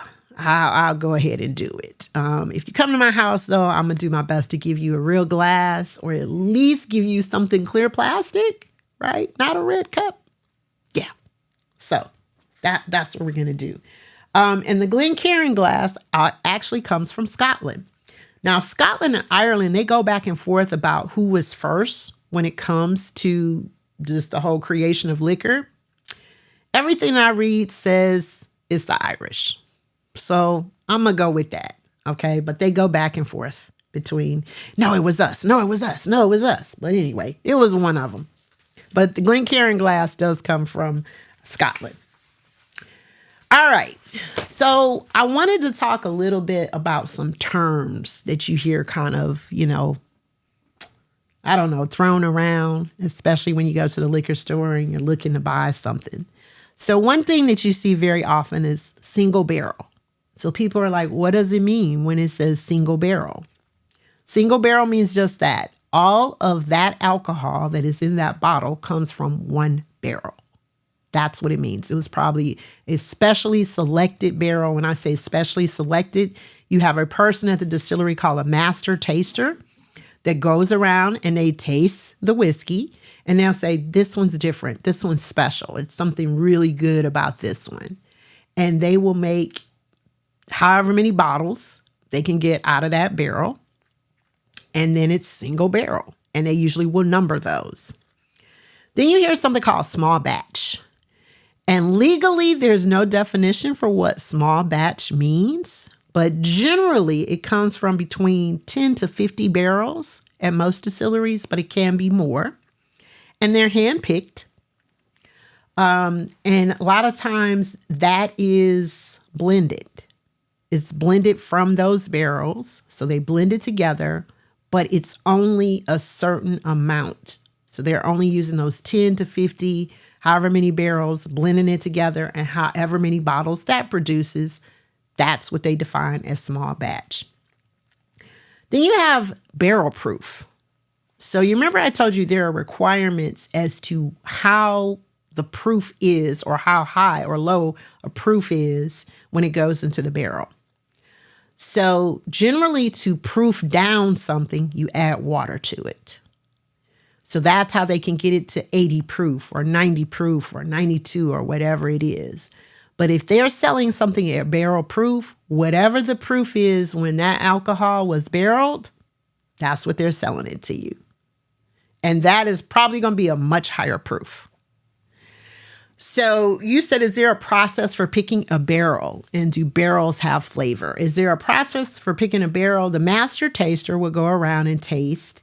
And of course, this is a person who is finely attuned to the different flavors.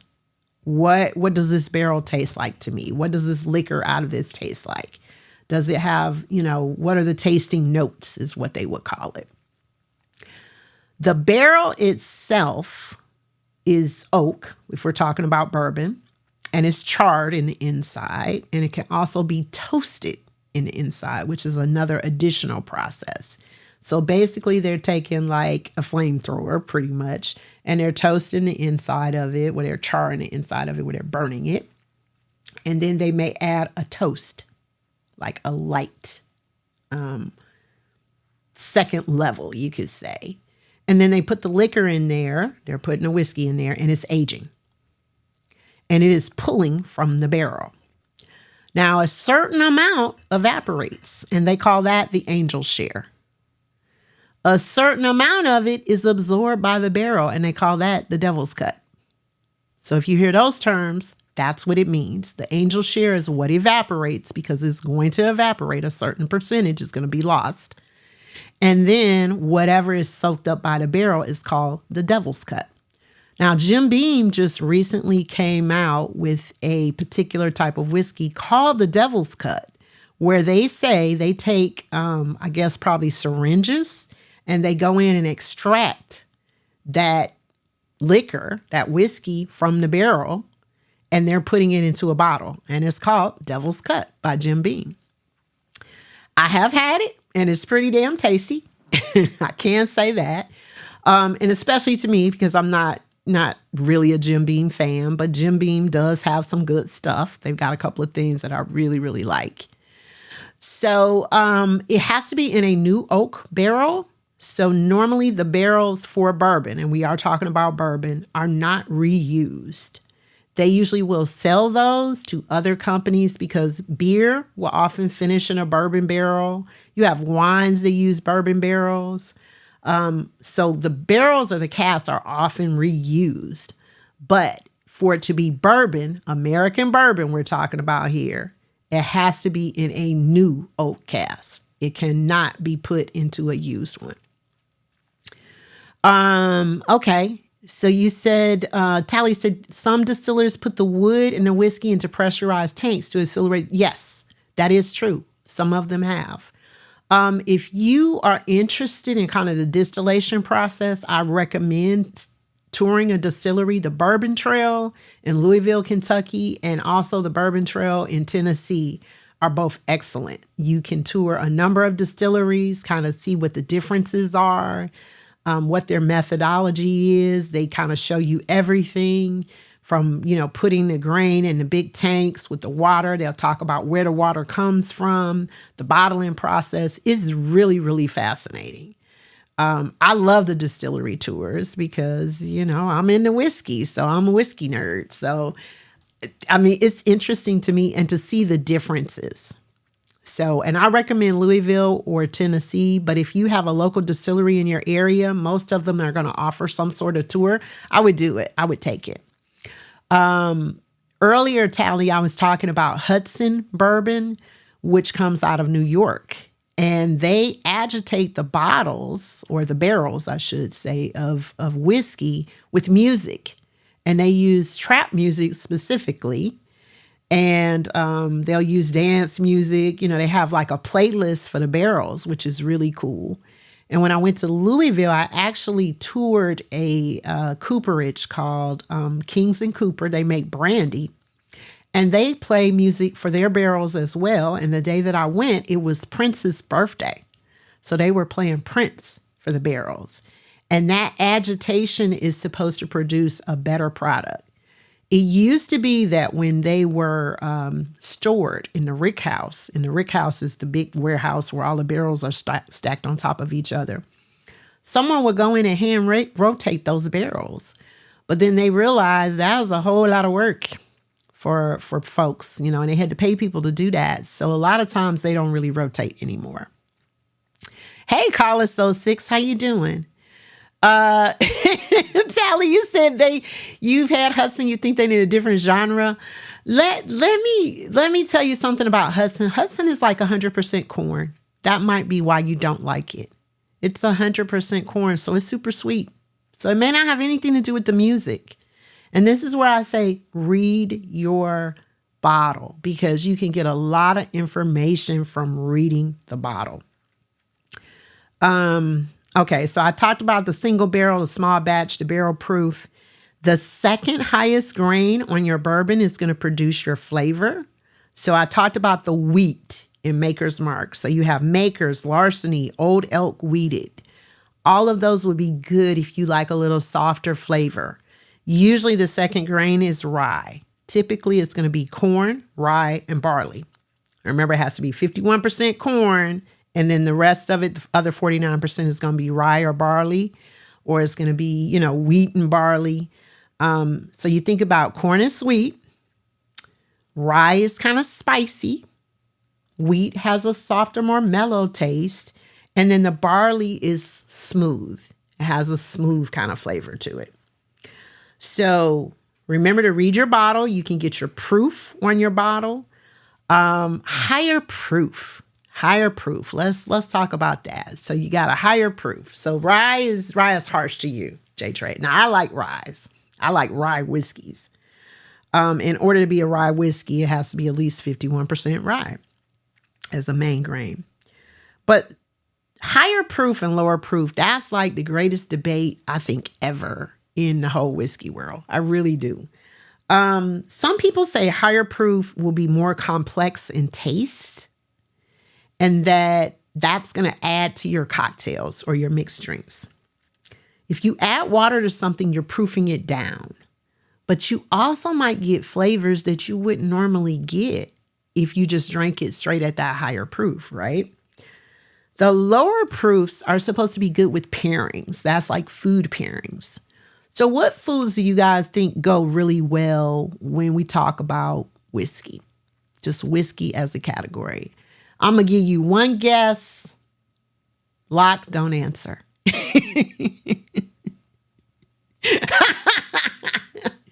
But I'm going to give you one. Okay, steak. All right. Bread. Cruise. Now, when I said lock, don't answer, that was really a clue to those of you who know. Chocolate. It does pair well with chocolate, but I'm talking about food specifically, wings. Okay, y'all are like messing all the way around without going in. Barbecue, because of the smoke. Tacos. Okay, meat, chili. So we just had foreplay. We not going in, right? We just gonna do that. And okay. Anyway, smoke, anything that's smoked is going to bring out the flavor of whiskey because you got a char, right? You got a char. So yeah, I mean, and there's a barbecue whiskey. You guys want to see that? There is a barbecue whiskey that we have that is excellent, actually. So yeah. Cigars. Okay, you don't eat cigars though, Tank, but cigars and whiskey do go well together because smoke, right? That is a good point though, Tank. But yeah, the smoke, the tobacco taste, and the char within the barrels, those things go together. So that's the reason why it goes really, really well with barbecue. Now I say whiskey goes well with anything. That's what I say. But barbecue in particular, right? So I did a show a while back where I had K-Lock on the show because he is a griller. And we talked about how he soaks the chips. He soaks the wood chips in order to give the meat a flavor. He is not a drinker, but he does use whiskey in order to flavor the chips for the grilling.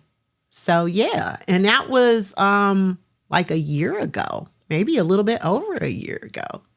So yeah. Oh yeah, J Trey. I turned J Trey onto a whiskey called Weed. It does not have any weed in it, no cannabis in it, but it is a weeded whiskey. So yeah. So really, really, really cool. So yes. So Cruz said the bottom line is men have to soak their meat. Yep. Cruz said it. I get the lights turned off on me, but Cruz said it. So there we go. Okay, and now it's just like, okay. All right, and I said I didn't want this to be a dry stream, so I said I'm gonna have a drink, and I am. So I am gonna use my little fancy Glencairn glass, and I am gonna drink some of this Yamato, which is Japanese. You're just trying to help, huh? Anyway, Cruz said it. So I'm gonna pour that up. And I said about a digit full, but hey, it's my show. I can drink a little bit more if I want to, but I probably did about a digit. Did I? Yeah, I did. Look at that. Just eyeballing it. So to nose it, which would be to smell it, what does it smell like, right? So a lot of times when you see professionals nosing, they use one nostril. You could do that if you want to be fancy, I guess, but I just put my nose in there. So I get a heavy fruit sort of smell with this. As I said, Japanese whiskey is very, very smooth, tasty to me.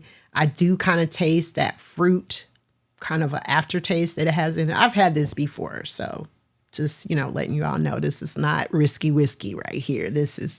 I've had it before and I know it's good. So cheers. Put the cheers emote up, please. Don't put the fake raid emote like Lock and Key just did. But cheers, everybody, to Whiskey 101. Hope y'all learned a thing or two. And we got a little bit more we're going to talk about. But cheers.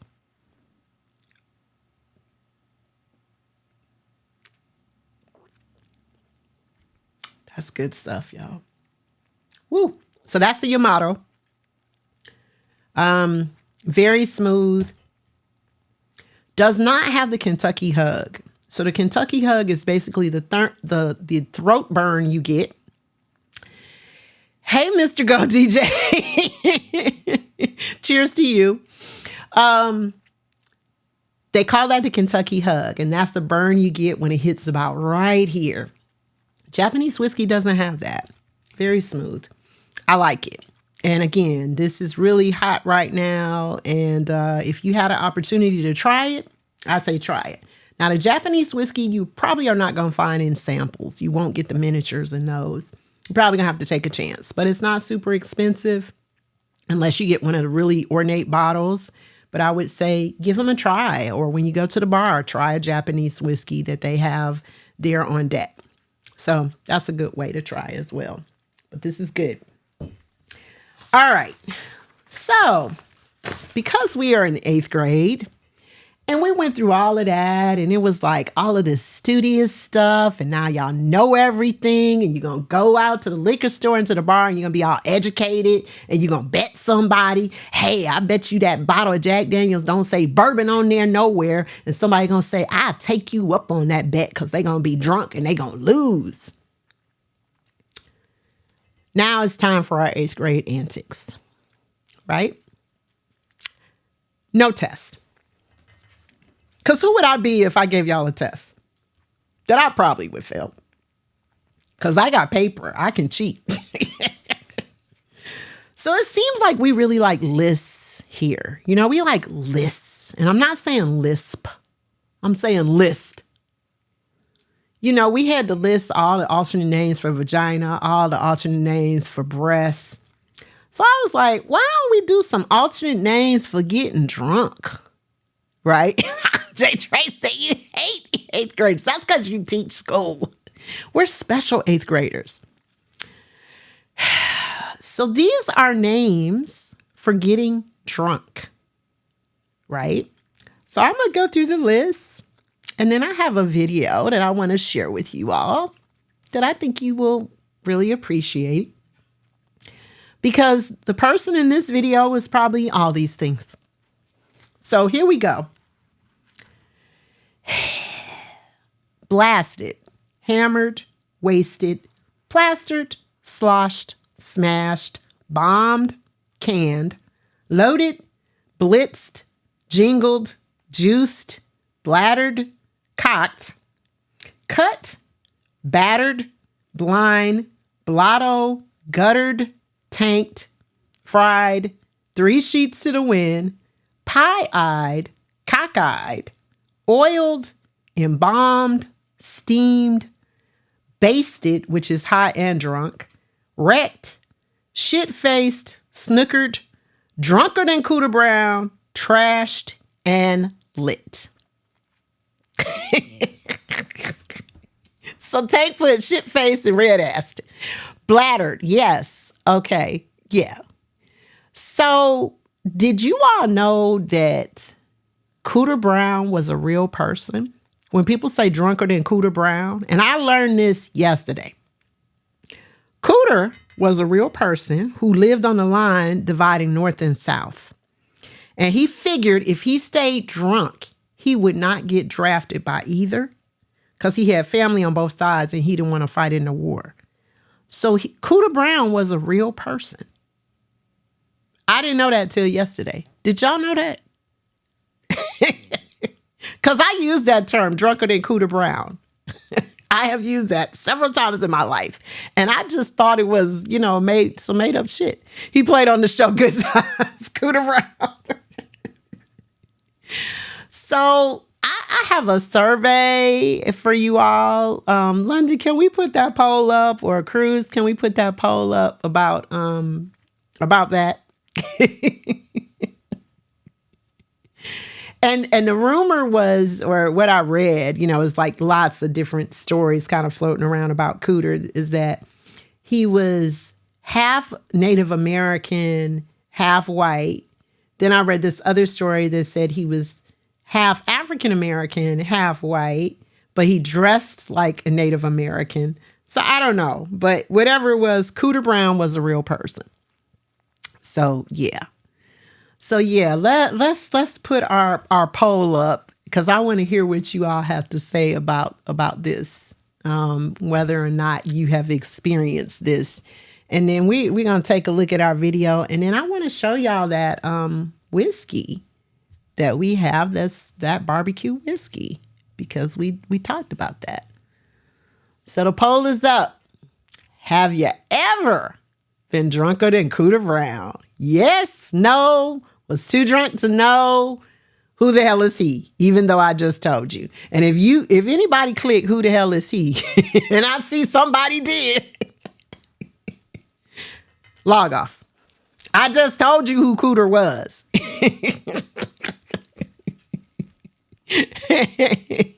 Cooter white, Brown not white. Hey, mean, this is the story, and it's a real story. Cooter was Doo-Doo's brother. Oh my God, Sally.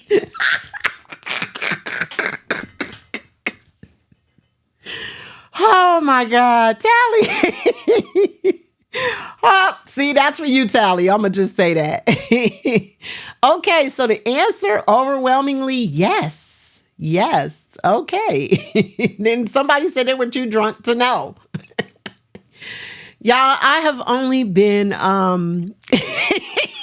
Chris said, next poll, who has a family member named Cooter?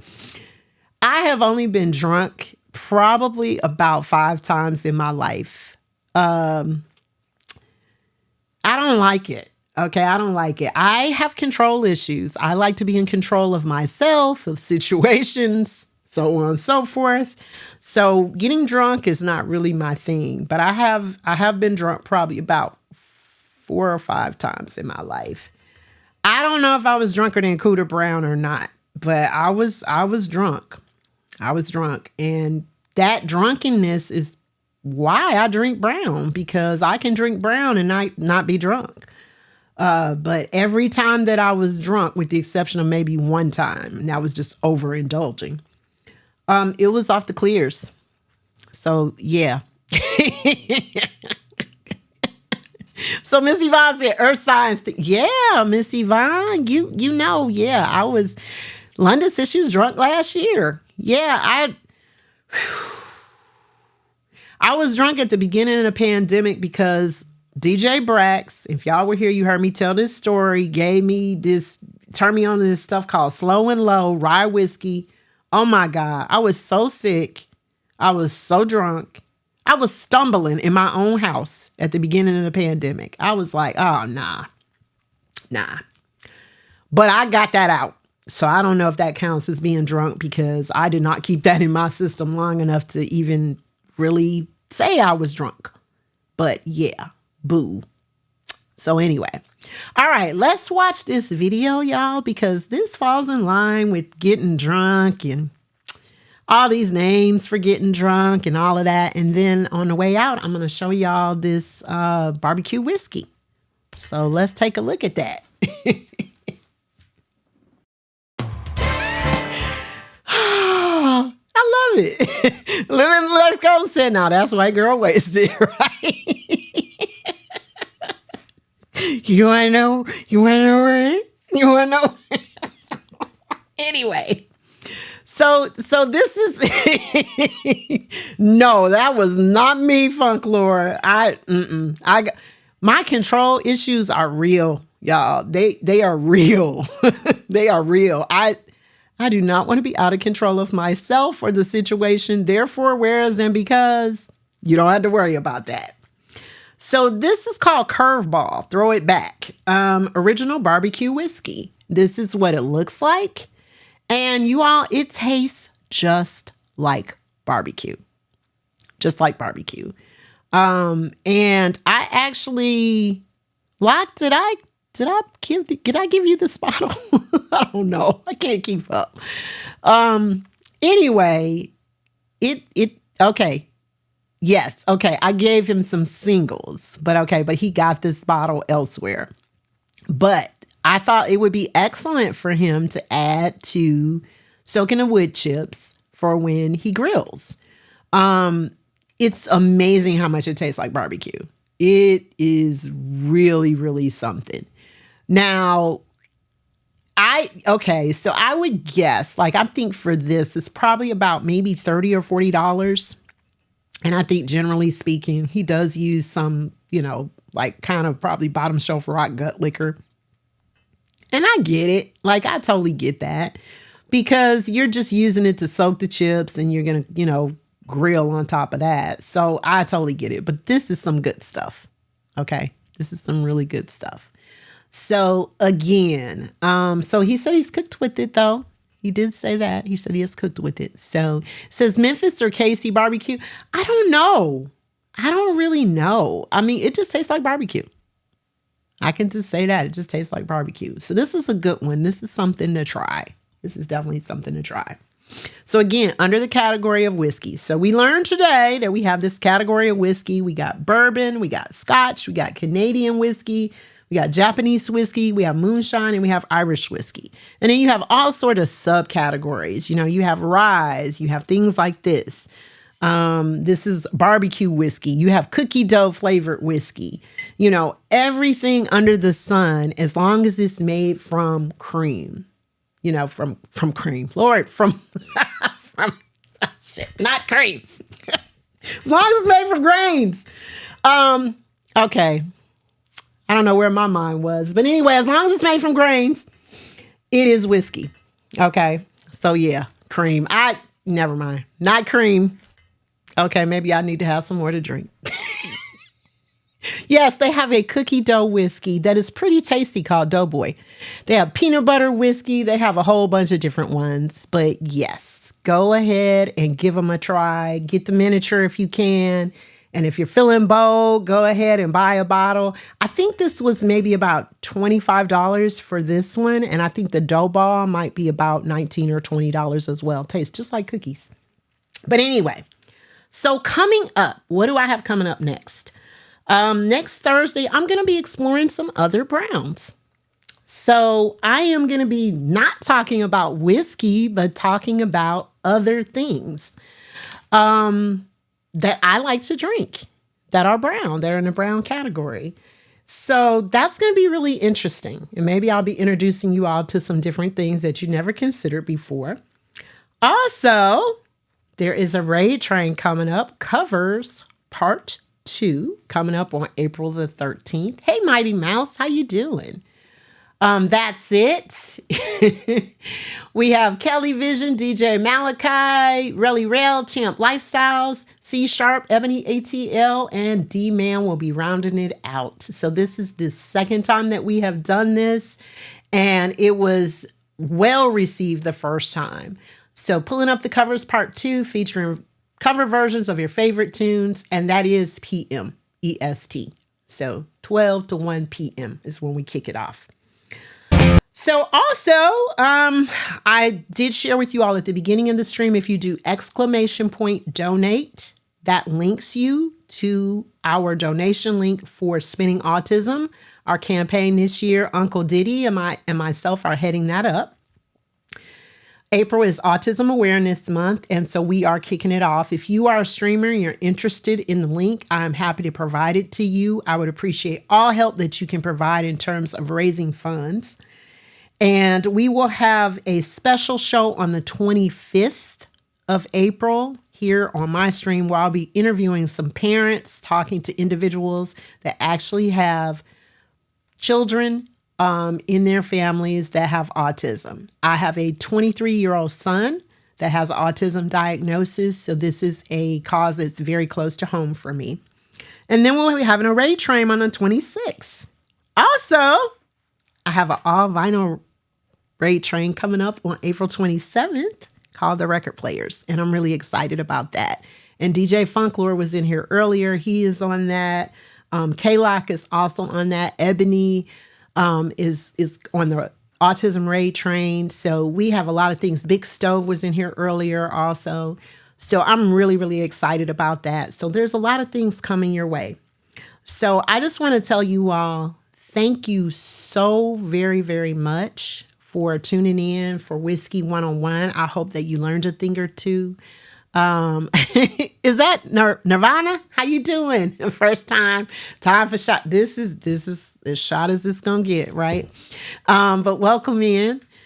But I want to thank you all for spending time with me. I hope that you gained something from doing Whiskey 101 with me, that maybe you learned something you didn't know before that you can pass on. Please, please, it's great to have your favorite. I mean, I'm all for it. Four Roses is one of my personal favorites for bourbon, right?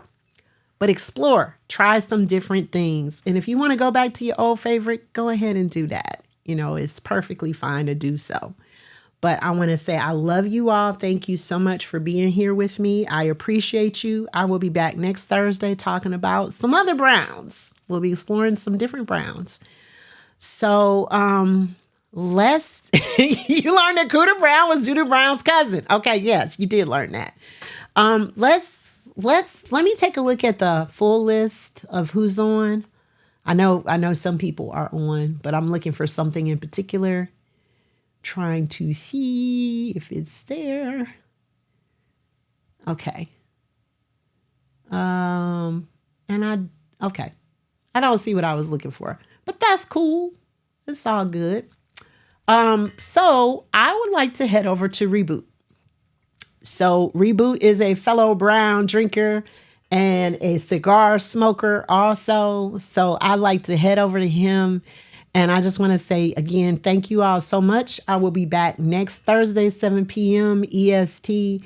Don't forget all of the names that you learned today for, the breast, the vagina, and for getting drunk. Because that's the most important thing. And remember, moonshiners make the whiskey. Bootleggers distribute. Remember that for the quiz next week. I'll see y'all. Have a good one.